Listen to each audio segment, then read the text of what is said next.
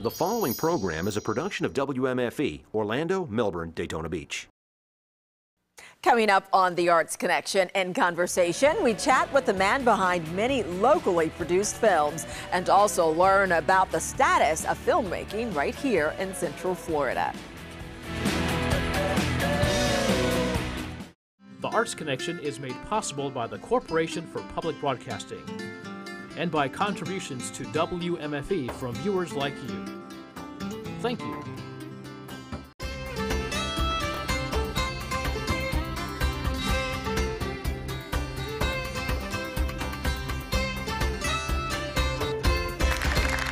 Hello and welcome to the Arts Connection. I'm Secily Wilson. And of course, the Arts Connection is your program about all things creative in Central Florida. And today in conversation, I'm so excited, we have someone who certainly fits the bill. He has worked with an impressive list of movie makers. And let me tell you, he's produced, directed, and or acted in dozens of films. He also heads up the film production program at Valencia Community College. And of course, we'll be talking to him about that and the status of filmmaking in Central Florida. So please help me welcome Ralph Clemente. Hello, Mr. Ralph. So glad to have you here and joining us. Please have a seat. Absolutely, have a seat. Now, of course, we have a studio audience joining us today with our own Kristen Kinney. That's right, Secily, and many of them here know Ralph Clemente through Valencia, and the others are some big fans. I know they have some questions they're dying to ask, so we'll get back to them a little later in the program. All right, thanks, Chris. Of course, we're going to get started with you, Ralph. Again, thank you for being here. We are going to begin with your 20-year history with Valencia College. Now, it actually got started in Miami with a little no-name guy named Don Johnson. Tell us about that. I started my career in education 30 years ago at the University of Miami. And towards about the 7-year mark, we had some very good students. Some of them in the meantime have won Emmys and Academy Award nominations and so forth and so on. So anyway, so one day one of my students came to me and said, listen, I've written a play and I'd love to make a film, and I'm too old to start as the assistant of a friend, of a cousin, of a relative, of somebody who gets water for Oliver Stone or something, you know. So he said, I want to make a film, and I've written this play, and the play's been very well received, and it deals with delayed stress syndrome in Vietnam. And why don't you read the play, and we see if we can turn it into film. I said, okay, so read the play, saw the play in action, moved a lot of people, won a bunch of awards in Hollywood. And we felt we needed a person for this character who had charisma, who had, women weren't going to hate right away because he plays a difficult character and so forth and so on. So we went looking for Don Johnson. So one day we were auditioning a woman, and so she was a known actress at the time, and she said, no, you know, the role's not right for me. I'm a comedian. And did a couple of films with Barbara Streisand. She said, but who do you have in mind for the guy? I said, well, we're looking for this specific guy. I can't find him. So who?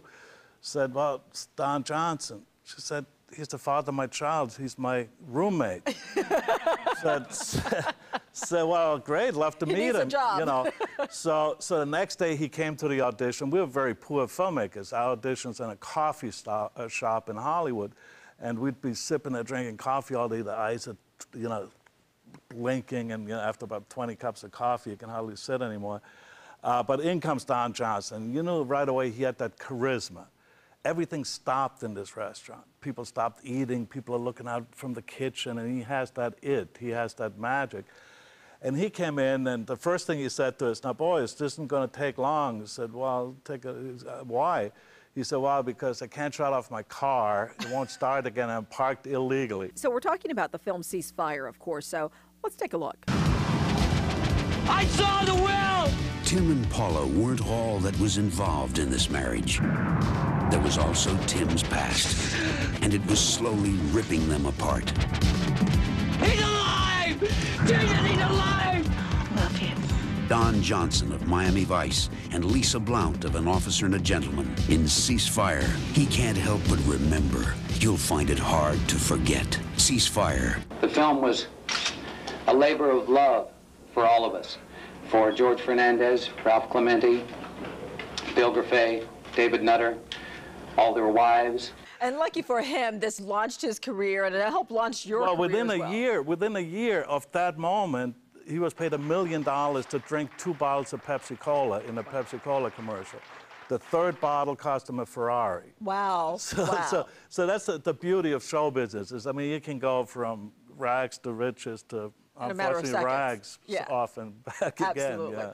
Well, on the heels of all of that, what brought you to Central Florida, to Valencia Community College? Well, after that film, that brought lots of attention to the University of Miami, to myself personally, to the people involved in the film. And at that point, the state of Florida was trying to figure out how to grow this industry in the state through education. Because of the film, I was asked to testify a bunch of times, and you know, I'd go and I'd make presentations, and I spent half my life doing presentations. And so I'd always see these 3 women there, and they never said anything. And one of them very tall and elegant and shawl and very nice, you know, and so finally I said at one of these meetings, I said, who are these women? And they said, they're from Valencia. So do they have a film program? They said, no. I said, why are they here? They're testing the waters. Well, this was the time when Disney had built their sound stages. Universal had announced the construction of their sound stages. Everybody was talking, there was a lot of buzz, and this was going to be the Hollywood East, and all that kind of stuff was going to happen. On the heels of all of that, you developed the film school there, and all of your work has been recognized, and recently you received an award from the Florida Legends Award. Right. For all of your work. Tell us about that. What does that mean to receive an award like that? Well, the funny thing is when they called me up one Friday afternoon, and it said the Florida Legends Award, and I thought they were calling me to get a quote on the new recipient, you know. So, it was you! Yeah, and then the guy said, no, it's you. And I said, me? And I said, yeah. I was like the 4th individual to receive this award. So it is an honor for you. Oh, it's a big honor. They had 3 Oscars among the first 3 people. I want to show a clip of your work. And many of the students already know your work, but for those of us at home or at home watching who are not familiar, let's show them what they're looking at. So let's take a look. I say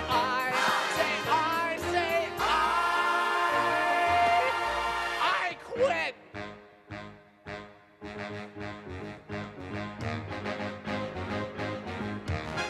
What about your 2 weeks' notice? We are making love right now. Are we having fun? Oh, we're having a fantastic time. Oh, that's nice. I like that very much. Give me the money. I'll arm wrestle you for it. Okay. Hey, don't start pulling until she says go. I didn't. Just don't. All right, so that is why you have been recognized for all of your work and all of your hard energy going on. But, you know, all of that you've focused into the program at VCC, making it what it is today. How rewarding is that for you? Well, you know, when you're in education, ultimately it's all about the students. And when I received the award, the first thing I did was to acknowledge the efforts and the sacrifice and the talents and the dedication of the students that I've been able, whose lives I've been able to touch over the last 30 years. I'm lucky enough, like I said, a few of my students from UM went on to big things in Hollywood. But that's not really where the work came for Valencia. How that started, again, is through the students. One day, I get a telephone call from a filmmaker that was a graduate student at UCLA. And he said his professor, who was the director of photography on this low-budget film out there, was wondering about the quality of these 4 young people and their work on her crew. And so she came over to them at lunch, and she said, so you people, you're so young, what's up with that? Where do you learn all this stuff? And they said, well, we went to this little school in Florida. And she said, where? And they said, well, in Orlando. And said, what's that all about? And they told her, it's a technology thing to learn how to make films. And they have an incoming filmmaker in residency program. She said, filmmakers in residency, what do you mean? So you pitch ideas to Ralph and scripts, and you come up with the out-of-pocket money. They'll help you make that film. Well, through that conversation, through the quality of the work of those students, was my first big introduction to work coming out of Hollywood. That day I had 2 pictures coming out of Hollywood, and they basically haven't stopped. Now the list is up to 35 plus films that you have going on. Is that unheard of to be done right here, those films being made right here at Valencia Community College? Well, we're the busiest studio in Florida. I mean, we've made more films than anybody else. And we've made some really interesting films. You know, the thing is that you know, I get bored easily, you know, so I don't try to make the same film twice, you know.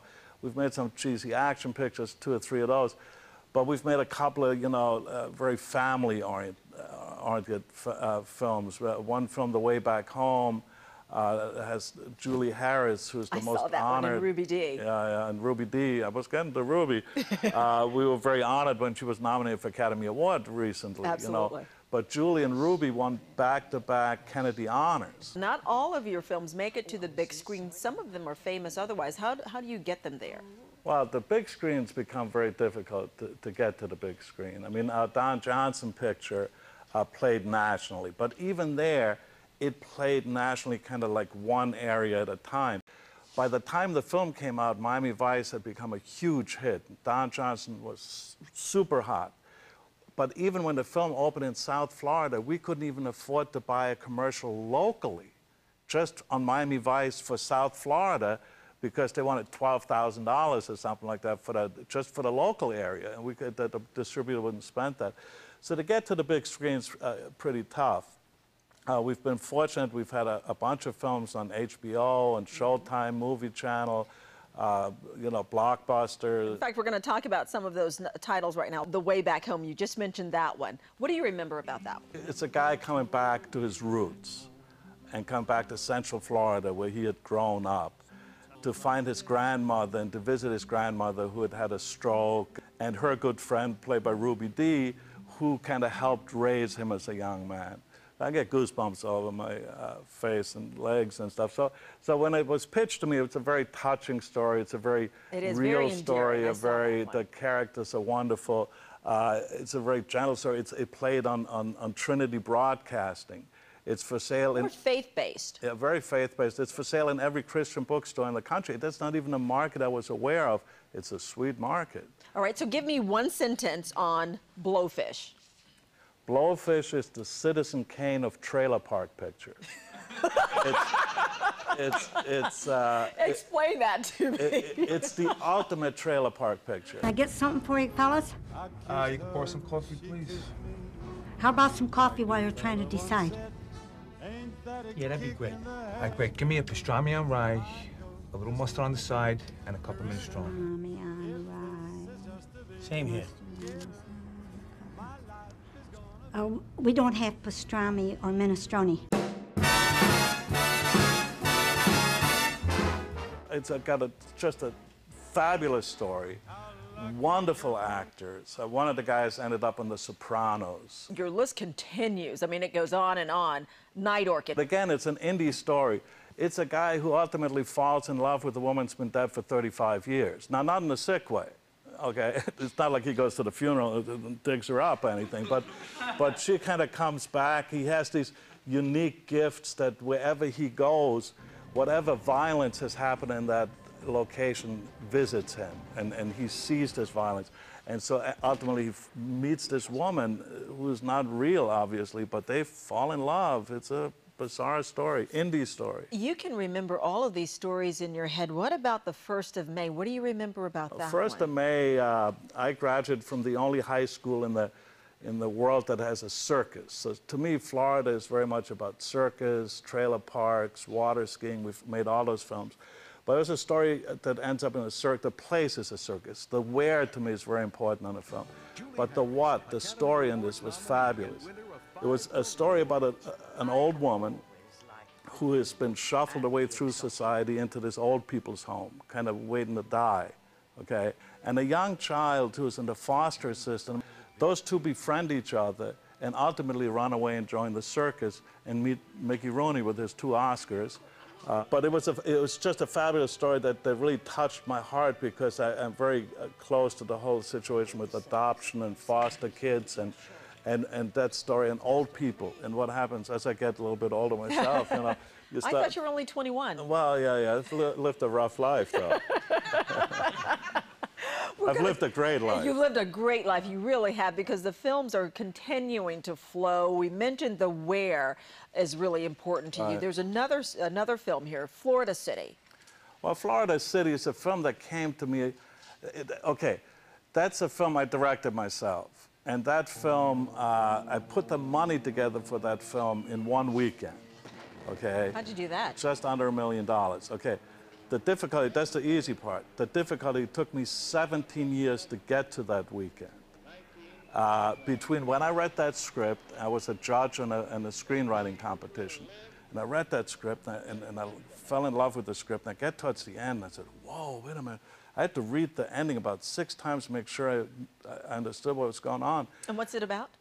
It's 7 days leading to Pearl Harbor. So it's obviously a historic piece, a timepiece, and it deals with the conspiracy of Pearl Harbor, and it's a terrific story, and it takes place, you know, I wanted kind of a Norman Rockwell look, and I knew I could make that film. A couple of times I got close to Hollywood deals, but everybody shied away for low budget because doing a history piece, you know. Now, one of my students produced almost simultaneously Pearl Harbor, the big movie. And I was doing the little movie. One. And I told him, I said, Barry, I'm going to have a better picture than you. And in the end, he told me, you're right. Oh, okay. Now, his made a lot more money. Okay. Cost a lot more, too. We need to talk about the incentives of filmmaking. Recently, the state has cut the incentive budget from $25 million to just $5 million. How is that going to affect what you do? But we went from 0 incentive to $5 million to $25 million in 3 years, okay? Then now back down to $5 million. The difficulty there is we try to maintain a level playing field. And what that money is intended for, mostly, is to attract production to Florida. That's what the incentives mean? That's what it means, okay? We finally, and I was on that committee for independence, and we finally got some recognition that independent filmmakers can, and even now with the smaller budget, we also can secure some of that money. Even if we only have, we had to put a minimum on there because, you know, nowadays everybody with a cell phone is making a film. So you can't just say, you know, this guy, you know, whatever, how little it is, you got to be at least somewhat real, and we put the $100,000 you have to spend locally in order to get some of that money from the state. So is an incentive a tax break? Is that what yeah, that is? It's a rebate. You know, in some cases the tax break is still there for everybody. You don't have to pay any sales tax, okay? But this is actual money that they write you a check for, you know. So it's a good thing. It's a very good thing. But some states, you know, like Louisiana, everybody felt sorry for Louisiana, and as they should after the Katrina. Their incentive package has no ceiling. New Mexico, filthy rich again through oil, and they have a limitless budget. Their advantage to us, see, we can never compete, let's say, with Vancouver or New Mexico. So what can we use then? Can we use the theme parks? Can we use our water? What can we use? Talent. Just our talent. We have a very good, very deep talent pool, very creative people that live here. We have, you know, there are probably more actors. I mean, everybody that wears one of those fuzzy outfits and sweating to death at the theme parks, underneath there's a Shakespearean actor a lot of times, not every one of them, you know. Right. So there are a lot of performers here. There are a lot of really good filmmakers. There are a lot of very good independent filmmakers. I think this is going to be one of the big hubs for independent films. I think there's some very creative things. Creative things happen at Valencia, at UCF, at Full so define independent, Full Sail. Yeah, yeah, you know. What do you mean by independent films? Define that for us. Well, you know, the difference. In the old days, indies meant a little bit of money. Now you see a $50 million indie. The thing is, you're independent of the studios. Okay, so you're not an MGM picture, you're not a Warner Brothers picture, Universal picture. You've put that money together independently, oftentimes already having a deal in your pocket with the studios to bring it out. But I'm talking about true independence, which are those of us who try to tell stories with a little bit of money and a lot of imagination. You mentioned the talent of the students. Some of your students are out in the audience, and Kristen Kinney is standing by with them. So, Chris, tell us what we got out there. Thank you, Cecily. I am with one of Ralph's students, Roberto Rosali. How you doing? Good, how are you? Thanks for joining us today. Thank you for having me. So, Roberto, I understand that Ralph has been a big mentor of yours, as well as other students. Absolutely, yeah, most definitely. I just kind of wanted to ask him a question about that. Is who has mentored you in your life and your career to help you get to where you're at? Wow. As he thinks. You know, it's like you know, boy, that's a good question. I gotta tell you that. The first time I appeared professionally on the stage, I was 2 years old. My mother had the first theatrical license in the American sector of Germany after World War II. And so she needed a little baby that she could depend on, so I was that little baby. And I got to pee all over the leading man, and that was my appearance. But I got paid. And I don't know what that was back in, you know, after the war. It wasn't much, maybe baby food or something. Yeah, but, something. But my first film, I was 6 years old, and I accidentally looked at the camera, and this huge German director came down on the crane and got right on my face and said, "Don't ever do that, you're ruining my film." And so don't look in the camera, don't look at the monitor. Just, right. Look up here. I mean, I've obviously been influenced by a lot of people, you know, Orson Welles, you know, didn't mentor me, but Orson Welles, you know, changed my life. But I can't really point my finger at a human being other than people, artists and filmmakers who have had tremendous influence over me. You know, I love Francis Ford Coppola. It's one of my superheroes. I'm sure there's so many. Yeah. Let's take another question. Chris? I'm here with one of your biggest fans, Jack London-Gren. How you doing today, Jack? Very good, thank you. Now, Jack is an actor. He's been an actor here in Central Florida. The one thing that I would like to have you tell our audience is you are quite well-liked and famed in Central Florida because of your forthcoming nature to provide support to small independent filmmakers. Truck loaded with equipment, a dozen students, the crew. It is very much appreciated, and I think the audience would like to hear your philosophy on that. My idea with that whole concept was the best education that I could deliver to the students is to make films. You can only stand up at the podium and talk about 12K lights so long until you go out there and you light a scene and you produce the magic. It's only shtick, it's only pictures, it's only stuff. So I talked the college and the state into buying us a great deal of equipment. I sit on about a $1.5 million equipment package. We form partnerships with industry-type people, independents, hopefully a lot from Central Florida, a lot from Hollywood, some from out of New York, and we provide our services. My students learn by the professionals that they bring to the party. Ralph, you speak about this so passionately, but there's also something else really close and dear to your heart, and that's your service projects. Tell us about that, if you can. Well, I think, you know, it's very important. It's very important to my heart and my soul, and it's very important to the well-being of the students. Is, you know, we're not all equally as lucky in this world, you know, and so over the years, every year I've tried to realize one public awareness project, one public service project that we do in conjunction with the students. Charlie House, his house, and that's in South Florida, where they have other universities, and we do these projects for abused, abandoned, neglected, and thrown away children. And we've been able to raise money, awareness. We've been able to get people to adopt these young children, and sometimes the more difficult ones, the babies are easy to get to place. The older ones. It's the teenagers, the young teenagers with some issues and stuff. So we've been able to get out there and do those types of projects. We did a Make-A-Wish Foundation. Somebody came to me and said, this young woman's got cancer. Her dream is to star in a film. I said, does she act? No. Well, let's get her some acting lessons. Somebody wrote a script. We made this film. We had a big opening, red carpet. She's still on the planet. Her cancer went into remission, okay? We did a thing for Healthcare Center for the Homeless. The only thing more bummer in life than being homeless, I guess, is being sick and homeless, okay? And everything changes The healthcare center for the homeless, we raised millions of dollars. We quadrupled the volunteer doctors. We 10 times increased the volunteer nurses, okay, that deal with the homeless. Just by what you do. Through the film that we made. And the students, after an experience like that, they walk 10 feet tall because they know they've done something. They've put in some blood, sweat, and tears into some that has changed the quality of somebody's life. So I know it has to make you feel like a proud papa. Oh, it makes me feel huge, yeah. Absolutely. Because that's, ultimate, it's all about the planet. It's Well, we're glad you're here on the planet. We're glad you joined us here on Arts Connection in Conversation. Thank you so much for being here, Ralph. And thank you to our audience as well. Yay! So we certainly hope that you have enjoyed our program. And we don't want you to forget that you can certainly check us out on the web. You'll find our podcast there and also information about the program that you've just seen.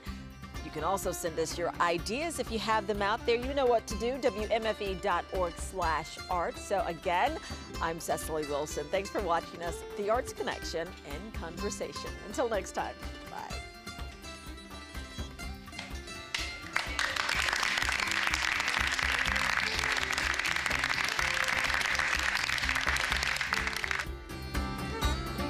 Join us next week when The Arts Connection goes back on location at the Orlando Shakespeare Theater. We'll go behind the scenes of the stage musical of Kiss Me, Kate. Plus, we'll go one-on-one with the Orlando Ballet Company's point man, artistic director Bruce Marks, and find out what it takes to keep the dancers on their toes. All that and more next Thursday night at 8 on The Arts Connection.